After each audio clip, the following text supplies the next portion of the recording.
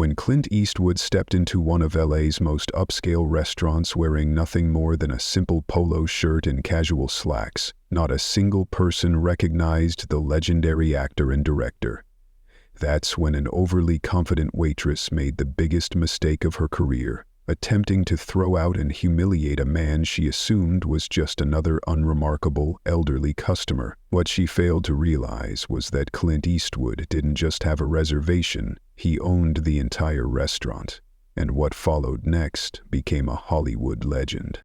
In true Clint Eastwood fashion, he transformed this uncomfortable moment into an unforgettable lesson in respect, one that the restaurant would never forget. It was a lively Friday evening at the Grand Oak. The recently remodeled dining room buzzed with LA's elite. Young tech entrepreneurs in designer suits, social media influencers capturing their gold-plated desserts, and wealthy old-money families maintaining their long-standing traditions. Amidst the glittering crowd, a man sat quietly at a corner table, dressed in a simple gray polo shirt and relaxed slacks, slowly sipping a glass of whiskey. Most of the seasoned staff knew exactly who he was. How could they not? But when Clint Eastwood discreetly purchased the Grand Oak 6 months earlier, he had given strict instructions. He was to be treated like any other guest during his routine visits. He firmly believed that the true quality of a restaurant was measured not by how it catered to celebrities, but by how it treated everyday customers. Rachel, the restaurant's newest waitress, had no idea about any of this. Fresh out of a prestigious hospitality school and eager to build her reputation as a food influencer, she had spent most of her shift doting on social media personalities while casting disapproving glances at the casually dressed man in her section. Across the room, Thomas, the longtime manager, observed with growing concern. He had seen that same look in Rachel's eyes before. The same dismissive glare she had given a retired surgeon just last week for daring to wear loafers instead of formal dress shoes, but tonight was different. Tonight her snap judgment would lead to consequences she could never have imagined. As Rachel's sharp heels clicked toward Clint's table, Thomas held his breath. The experienced staff members tensed, sensing the storm about to unfold. The quiet man in the polo shirt took another sip of his whiskey, the slightest smirk forming at the edge of his lips. Rachel arrived at the table, an iPhone partially visible in her apron pocket, her professional smile carefully practiced but hollow. "Sir," she said, voice sweet but laced with condescension, "I couldn't help but notice you've been nursing that house whiskey for quite some time now." Clint lifted his gaze, meeting hers with the same steady calm that had once faced down some of Hollywood's most powerful executives. "It's a good whiskey," he replied simply. Rachel continued, her tone dripping with feigned politeness. "Perhaps you'd be more comfortable at the bar. We're expecting several reserved parties, and this table," she gestured toward the pristine white tablecloth, "is usually set aside for our fine dining guests." A young busboy named Miguel, who had immigrated from Mexico 2 years ago and worked tirelessly to support his family, overheard the conversation while clearing a nearby table. He knew exactly who the man in the polo shirt was. He had grown up watching Clint Eastwood films with his father. His grip tightened around the bus tub, struggling to remain silent. "I'm comfortable here," Clint said in his usual composed manner, taking another sip. Rachel's polite facade cracked slightly. She glanced at her watch, then at a group of young tech executives waiting near the host's stand. "Sir," she pressed on, her tone more insistent, "our executive chef prepares an exclusive menu. The prices," she paused, looking him up and down, "reflect the caliber of our establishment." At the next table, an older couple who had dined at the Grand Oak for over 2 decades exchanged uneasy glances. The husband started to speak up, but his wife placed a hand on his arm. She recognized the look in Clint's eyes, one that had preceded some of cinema's most unforgettable moments. "I'm aware of the prices," Clint replied, his voice carrying that familiar gravelly tone that had commanded audiences for decades, "and of the chef's work." Rachel's forced smile disappeared. With a sharp, irritated motion, she pulled out her notepad. "Well then, sir," she said curtly, "should I go over the menu for you? Slowly, perhaps?" The last words had a clear bite to them, a not-so-subtle jab at his age. Miguel, still close by, couldn't take it any longer. He stepped forward, speaking softly but firmly. "Miss Rachel," he said, his voice steady, "maybe I should get Thomas." Rachel shot him a sharp glare. "Stay out of this," she snapped. "Go bust tables. That's what you're here for." She turned back to Clint, who had watched the brief exchange with particular interest. "Now, sir," she said, her voice rising slightly, enough for surrounding tables to hear, "one last time." The tension in the dining room thickened.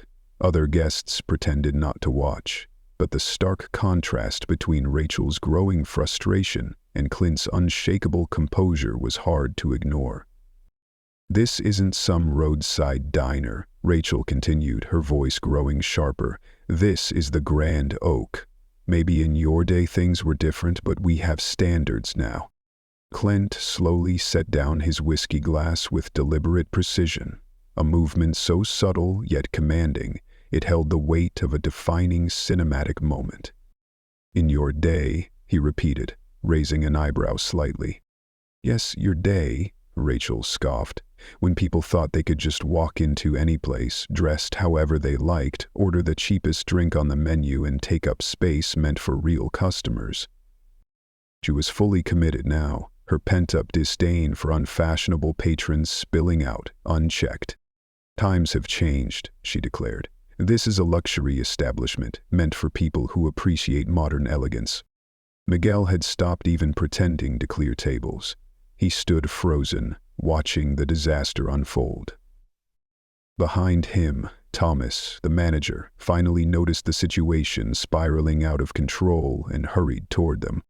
"Modern elegance," Clint mused aloud as if testing the phrase. Then, shifting his gaze back to Rachel, he asked, "And what exactly does that mean to you?" The sound of her name caught her off guard.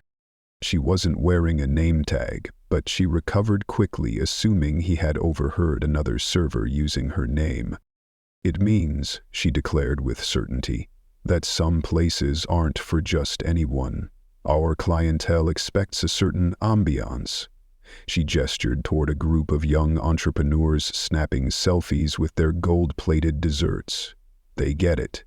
They respect what the Grand Oak represents. They're not here pretending to be something they're not."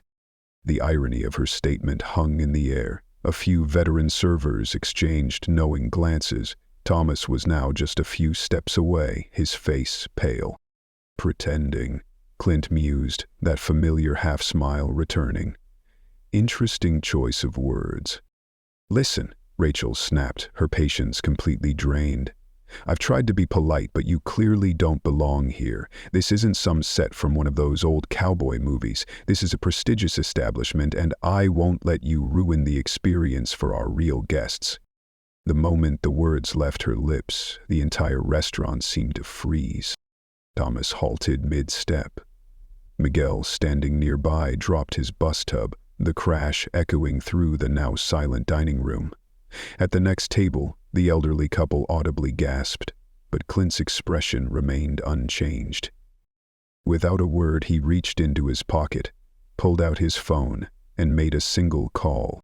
"Jerry, could you bring me the ownership papers? Yes, right now. And the renovation plans we discussed last week." He set the phone down and turned back to Rachel, who was beginning to sense that something had gone very, very wrong. "You see, Rachel," he continued in that same quiet, unshakable voice, "I've been coming here every Friday for the past 6 months, sitting at the same table, ordering the same whiskey. Want to know why?" Rachel's face was rapidly losing color, the implications slowly dawning on her. "Because 6 months ago I bought this restaurant, not for the prestige, not for the so-called modern luxury, but because for 50 years the Grand Oak stood for something real, a place where genuine hospitality meant treating everyone with respect, regardless of what they wore or how many followers they had. The silence in the restaurant was absolute. You could have heard a napkin drop. Moments later, Jerry, the restaurant's longtime accountant, appeared with a leather portfolio. He approached Clint with a respectful nod, handed him the documents, and stepped back, barely hiding his smirk. Rachel stood frozen, her order pad hanging limply in her hand. The reality of her situation crashed down on her in waves, each realization worse than the last. She hadn't just insulted a customer. She had insulted Clint Eastwood. She hadn't just insulted Clint Eastwood. She had insulted her own boss. And not just any boss, a living legend who had built his career portraying characters who stood up against exactly the kind of arrogance she had just displayed. "Miss," Clint said, his voice carrying the same gravelly authority that had commanded respect for over 6 decades in Hollywood. "Let me tell you a story about this place." He gestured around the dining room. 50 years ago, I came here for the first time. Wasn't famous yet. Wasn't anybody. Wore a shirt pretty much like this one. He glanced down at his simple polo.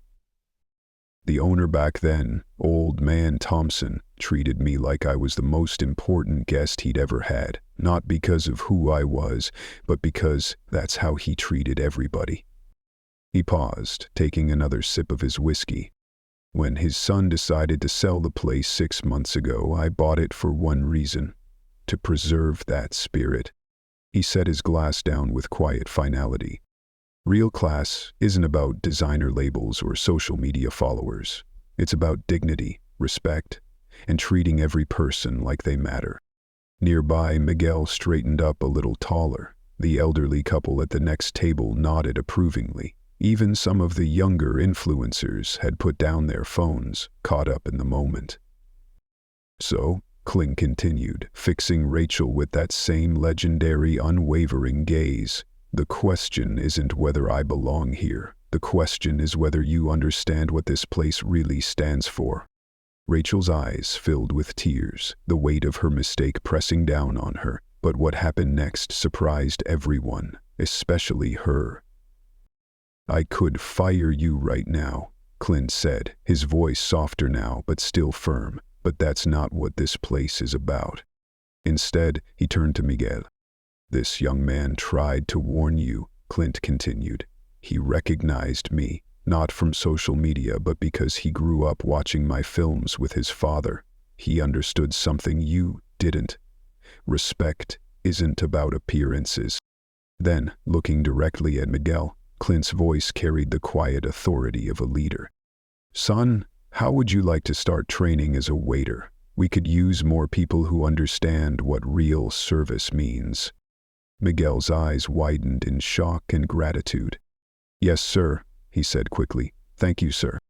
Clint turned back to Rachel.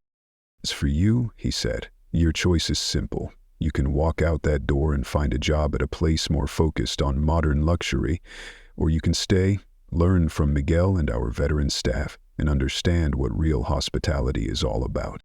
The entire restaurant seemed to be holding its breath.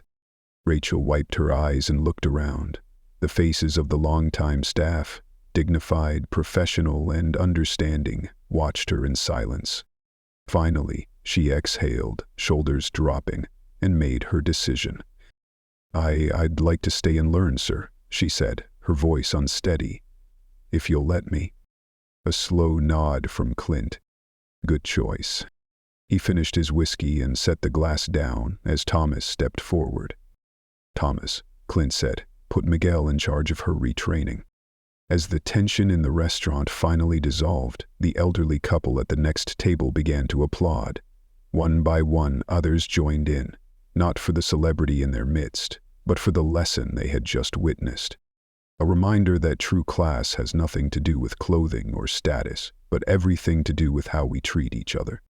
Today, the Grand Oak remains one of LA's finest restaurants, not because of its luxury, but because of its heart. And if you stop by on a Friday evening, you just might see a man in a simple polo shirt sitting at his usual corner table, quietly ensuring that the old values of respect and dignity live on. Hey everyone, this was Ludwig. If you enjoyed this story about real class and timeless values, be sure to hit that like button and subscribe. And let me know in the comments, have you ever been judged unfairly? How did you handle it? See you in the next video.